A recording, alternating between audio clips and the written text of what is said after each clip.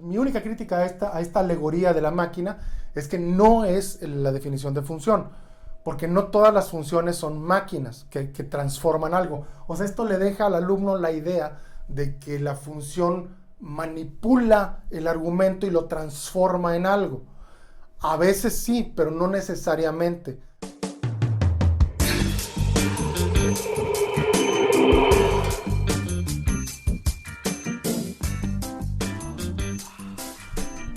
Yo soy Ray Flores de Matemáticas en Nuevo León. En este video les quiero platicar 7 formas diferentes de pensar en funciones. Las funciones es el objeto matemático central para el aprendizaje del cálculo diferencial y además es el objeto central que se usa para modelar prácticamente todos los fenómenos en donde es aplicable la matemática. ¿Por qué? Porque la función para lo que me sirve es para dejar lo más claro posible estas relaciones de causa y efecto y para muchas otras cosas, pero específicamente, en especial pues para el entendimiento de cuestiones de causa y efecto. Las funciones son, pues un objeto muy fundamental y es importante que aprendas a pensar en términos de funciones, lo que yo podría llamar como el pensamiento funcional, como objetos en sí mismos. Sí, es como dejar atrás un poquito la cuestión de los números y de las variables y dar un nivel más de profundidad y de abstracción en tu pensamiento para pensar en términos de funciones. Ya comenté en el video anterior en esta serie de cálculo diferencial, esto lo estoy grabando como parte de la serie de videos de cálculo diferencial sobre la definición de una función, cómo se define una función en términos de conjuntos, pero bueno, obviamente las aplicaciones de las funciones pues son innumerables, no existe un límite a la cantidad de cosas que puedes hacer con funciones, pero en cualquiera de los casos hay diferentes formas de imaginarte las funciones. Lo que voy a platicarles ahorita son diferentes formas de visualizar que sirven en diferentes contextos. Entonces aquí en el centro de hecho tengo lo que es la representación gráfica de una función, que en el caso de funciones que van de los reales a los reales, pues es muy fácil trazar la gráfica de la función, como pues pones el dominio como un intervalo, el rango como un intervalo y la curva que se genera por ahí, que es lo que haces cuando graficas una función en el plano cartesiano, es la función. Y de hecho comentaba en el video anterior que esta es la función. O sea, esta es la mejor representación que tenemos de la función porque la función es un subconjunto del producto cartesiano, es una relación finalmente. Entonces, esto lo pongo como en el centro porque realmente esto es lo que define a una función matemáticamente, ¿sí? Aunque obviamente, aunque la definición matemática pues puede ser un poquito abstracta tal vez, sobre todo si nos vamos a otro tipo de funciones con espacios más complejos, que ya no los puedes visualizar tan fácil, no es necesariamente la mejor, no siempre es la mejor forma, no es la única forma, de imaginarnos la función. Hay otras más, ¿sí? La primera que quiero comentar diferente a esta, y esta ya la había comentado de hecho en un video que tengo por ahí en la serie de álgebra, que se llama, creo, Cómo pensar en variables. Como la función finalmente es la abstracción que asocia dos variables y que me da cuentas de la relación que hay entre dos variables, una variable x y una variable y, yo puedo visualizar a la función como la asociación entre un dominio y un rango, ¿sí? Y yo puedo, en este caso no puedo ver a la función explícitamente como acá, pero me la puedo imaginar. Es decir, yo tomo un punto aquí en el dominio y ese punto está asociado a un punto en el rango o en la imagen, ¿sí? Muevo este punto aquí y el punto en la imagen se mueve por acá. Esta va a ser de hecho de las formas de visualizar la función más útiles que vas a tener cuando quieras entender los conceptos de derivadas, los conceptos de límites, porque justamente lo que buscamos es entender el movimiento. En cálculo lo que queremos estudiar es cómo se mueven las cosas. Entonces este tipo de representación es muy buena cuando estás estudiando el movimiento, y más adelante cuando les platique sobre la regla de la cadena, por ejemplo, esta representación va a ser fundamental, mucho más importante que cualquiera de las otras incluso. Entonces, esto que lo pongo aquí como un mapeo, una asociación. Aquí la idea de esta representación es que tengo a cada elemento del dominio voy a asociar un elemento del rango, ¿sí? Este tipo de representación también se puede extender para espacios mayores de más dimensiones o espacios más abstractos. De hecho, es lo que normalmente un matemático, de hecho, siempre que piensa en una función piensa en algo así, ¿no? Piensa en el dominio por un lado y luego en el rango o en la imagen por otro lado, y a la función como la abstracción que asocia los elementos de un punto con el otro. Ahora, de este lado tengo otra representación diferente que le voy a llamar transformación, y esta representación me sirve cuando la función, el dominio y el rango están en donde mismo, ¿sí? Cuando el dominio y el rango son iguales o están en el mismo conjunto, entonces puedo pensar en esta representación que es, por ejemplo, en el caso de cálculo, vamos a ver funciones de los reales en los reales, pues yo puedo pensar el x como un elemento del dominio, y ese va a dar a través de la función a otro punto y, ¿sí? Entonces puedo pensar como que es una especie de movimiento o transformación de la recta, de los puntos de la recta a los puntos de la recta.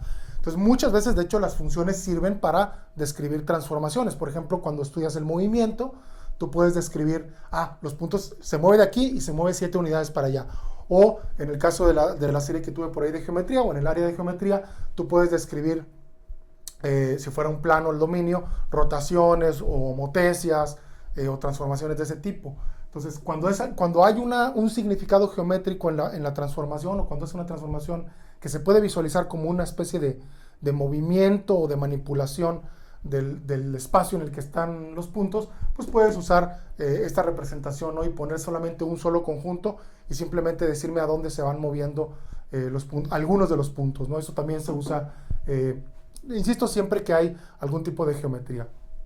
Ahora, bueno, aquí abajo tengo la idea esta, es un poco similar a la idea del mapeo, y muchos libros inician como describiendo las funciones como máquinas que se alimentan de un número y luego le hacen algo y luego te escupen otro número. Esa es otra manera de imaginarnos a las funciones.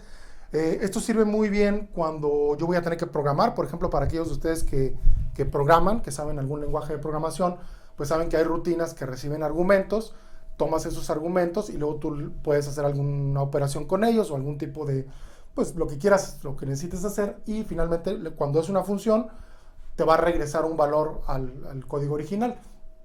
Entonces esto está bien pensando hacia la programación.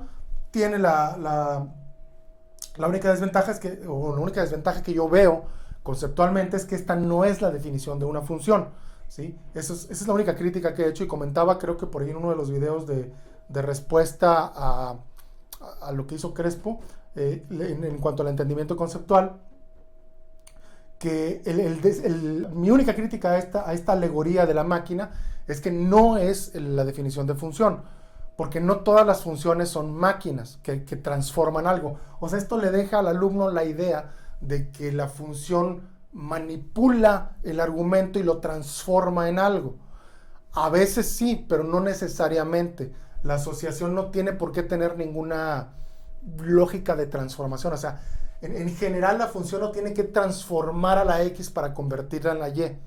En algunos casos sí. Cuando ese es el caso, podemos usar esta idea de aquí.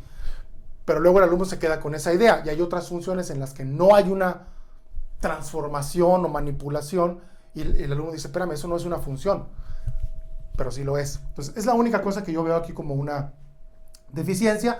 Por este lado tengo, bueno, la representación tabular de los argumentos de una función. Cuando tenemos funciones sencillas, o por ejemplo cuando no conocemos la función y más bien tenemos que hacer experimentos o pruebas para ver los comportamientos, en estadística, por ejemplo, pues tenemos varios valores de X, varios valores de Y, y luego nos toca a lo mejor nosotros descubrir la función. Entonces, y lo podemos poner a través de una tabla. Digo, la desventaja de la tabla es que si la vas a hacer a mano, vas a usar pocos valores.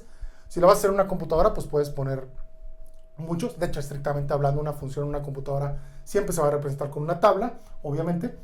Pero bueno, esto va a ser muy útil para estadística y también para cuando estás a lo mejor estudiando alguna función y quieres empezarla numéricamente a estudiar, ¿no? Obviamente, si se fijan en la tabla, no tiene que haber ninguna lógica en cuanto a qué número va a dar cada uno de los números del dominio, ¿sí? Muchas veces justamente esa es la cuestión, ¿no? Que tienes que encontrar alguna, o al menos aproximar alguna, por ejemplo en estadística. Y bueno, la manera clásica, bueno, una de las maneras, una de las formas posibles de representar una función, voy a corregir mi lenguaje, es a través de alguna fórmula, ¿no? Que todos, prácticamente la mayoría, si no es que todas las funciones en cálculo que vas a ver van a estar descritas por una fórmula, que aquí está descrito por una sola fórmula, pero a veces se puede describir por intervalos o por partes, ¿sí? En cada pedazo puede tener una forma diferente. También una cosa que tengo que advertir es que no todas las funciones se describen por fórmulas. Hay funciones que no puedes encontrar una fórmula para describirlas. No existe una fórmula, pues. Y bueno, aquí hay clasificaciones, si ya vieron por ahí algo de cálculo, pues saben que hay funciones algebraicas, que son las que solamente usan multiplicaciones, sumas, divisiones y cosas así. Pero hay funciones trigonométricas que ya involucran las funciones trigonométricas o las trascendentales, como, bueno, que son las trigonométricas y los logaritmos, los exponentes. Hay se abre un zoológico, vamos a decir, no me gusta decir esas palabras, de funciones, pero de ninguna manera son todas las funciones. Hay muchas funciones, hay infinitas funciones más que no se pueden representar por fórmulas. Y bueno, sobre todo también cuando estamos empezando a estudiar funciones, incluso podemos tener representaciones verbales de las funciones, obviamente para funciones muy sencillas. Por ejemplo, puedes decir y es el doble de x, o y es x, sumarle, incrementar 3 veces la x, o algo así, o elevar al cuadrado. Cuando son formas sencillas, pues puedes decirlo verbalmente, y esto sirve también para, por ejemplo, para hacer algunos juegos al inicio, o cuando estás platicando con alguien sobre las funciones, pues puedes también representarlo verbalmente. Bueno, ahí lo tienen. Hay 7 formas, bueno, son 7 formas las que estoy poniendo aquí, que se me ocurrieron así rápido, en las que puedes pensar en funciones. Obviamente no siempre se pueden aplicar todas. Estas siempre se van a poder aplicar, estas dos de acá arriba. ¿Por qué? Pues porque esta es la definición de función y esta también es otra manera de ver esta definición. Las de abajo, bueno, esto también se puede aplicar en pedazos. Estas de acá se pueden aplicar a veces, dependiendo obviamente del tipo de función. Bueno, no sé qué te parecieron estas formas. Úsalas todas si puedes. Si se te ocurre alguna forma diferente de representar una función que se me olvidó a mí, te agradecería mucho que me lo pusieras por ahí en los comentarios. Seguramente hay alguna forma diferente de pensar en funciones que yo no usé. Está bienvenido por ahí el comentario para eso. En fin, no me queda más que despedirme. Agradezco que hayas visto el video, espero que hayas aprendido algo con esto. Recuerda también, las funciones tienes que usarlas y usarlas y usarlas y usarlas para poder ir asimilando y entendiendo sus propiedades. Si la matemática, y particularmente en este caso el cálculo y las funciones, no es algo que simplemente de la noche a la mañana entiendes y ya de ahí en adelante ya no hay nada que aprender. Las funciones son como, me gusta decirlo, como un balón de fútbol. Si yo te puedo dar un balón de fútbol y te puedo decir patealo así, pero para que realmente aprendas a dominar un balón de fútbol vas a requerir patearlo horas y horas y horas y horas y horas, día tras día tras día, semana, semana, semana, y cada vez te vas a hacer mejor en el uso del balón de fútbol. Lo mismo es con las funciones. Entre más las trabajes, horas y horas, días y días, semanas y semanas, años y años, más hábil vas a ser para usarlas, para entender fenómenos complejos y cada vez más complejos y cada vez más complejos. En fin, ya con esto cierro el video. Me despido, nada más me queda por decirles lo que siempre digo: la matemática trata de una cosa y es pensar correctamente.